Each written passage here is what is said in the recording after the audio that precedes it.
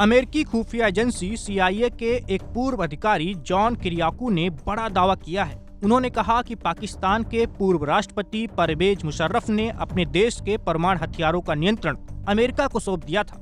उन्होंने कहा कि ये सब अमेरिका की मदद के नाम पर हुआ था, जिसके तहत मुशर्रफ को लाखों डॉलर दिए गए थे।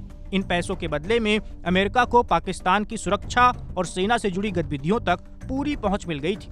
किरियाकू के मुताबिक अमेरिका ने उस वक्त पाकिस्तान को सैन्य और आर्थिक मदद दी थी और बदले में मुशर्रफ ने सब कुछ करने की आज़ादी दे दी थी। उन्होंने कहा कि हमने मुशर्रफ को खरीद लिया था।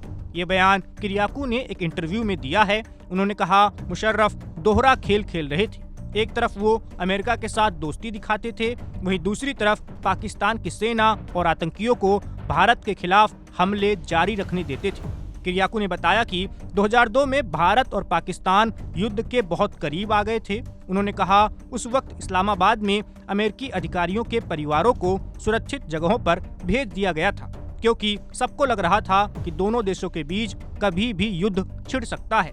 उन्होंने भारत के 2001 के ऑपरेशन पराक्रम का भी जिक्र किया, जो संसद हमले के बाद शुरू हुआ था।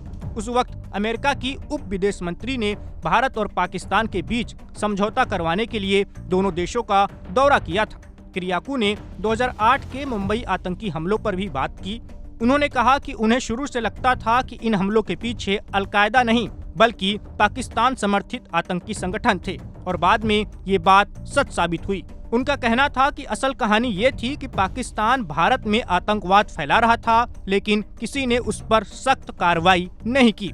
उन्होंने ये भी खुलासा किया कि पाकिस्तान के परमाणु वैज्ञानिक अब्दुल कादिर खान को अमेरिका की कार्रवाई से सऊदी अरब ने बचाया था। सऊदी अरब ने अमेरिका से कहा था कि खान को छेड़ा न जाए, और अमेरिका ने सऊदी की बात मान ली। किरियाकू ने अमेरिकी विदेश नीति पर भी सवाल उठाया। उन्होंने कहा अमेरिका दुनिया के सामने खुद को लोकतंत्र का रक्षक दिखाता है, लेकिन असल में वो अपने स्वार्थ और हितों के लिए काम करता है। उन्होंने बताया कि अमेरिका और सऊदी अरब का रिश्ता पूरी तरह लेन देन पर आधारित है। अमेरिका तेल खरीदता है और बदले में सऊदी अरब को हथियार बेचता है। इसके साथ ही किरियाकू ने खुलासा किया है कि 9/11 आतंकी हमले का जिम्मेदार और अलकायदा का लीडर ओसामा बिन लादेन तोरा बोरा की पहाड़ियों से महिलाओं के कपड़े पहनकर भागा था। किरियाकू ने बताया कि उस वक्त उन्हें ये भी नहीं पता था सेंट्रल कमांड के कमांडर के लिए काम करने वाला ट्रांसलेटर असल में अलकायदा का एजेंट है, जिसने अमेरिका की सेना में घुसपैठ की थी। उन्होंने कहा हम अफगानिस्तान पर बमबारी शुरू करने से पहले 1 महीने तक इंतजार कर रहे थे। अक्टूबर 2001 में हमें लगा कि हमने ओसामा बिन लादेन और अलकायदा के नेताओं को तोरा बोरा में फंसा लिया है। हम उन्हें पहाड़ी से उतरने के लिए कह रहे थे।